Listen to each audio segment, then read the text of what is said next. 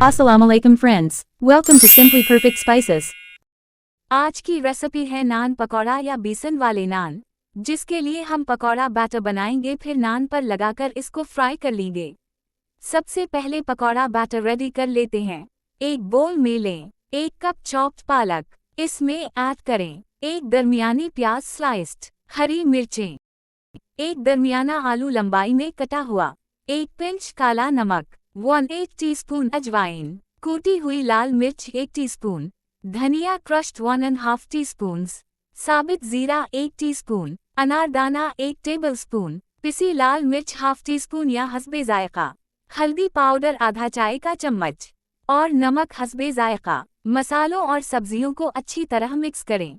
अब इसमें बेसन ऐड करें और पानी डालकर घोल लें और बेसन जाएगा। इतना बेसन ऐड करना है कि दरमियानी कंसिस्टेंसी का बैटर तैयार हो जाए। ये मैंने नान लिया है और उसके 4 पार्ट्स कर लिए हैं।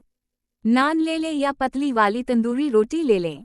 ये पकौड़ा बैटर तैयार हो गया है, उसको नान पर लगाएं। पूरे नान पर लगाकर फ्राई कर लें। पहले सादी साइड जब गोल्डन हो जाए तो पलटकर दूसरी साइड फ्राई करें। दोनों तरफ बैटर लगाना हो तो नान को डीप करें बैटर में और फ्राई करें। Naan pakoda is ready to serve and enjoy.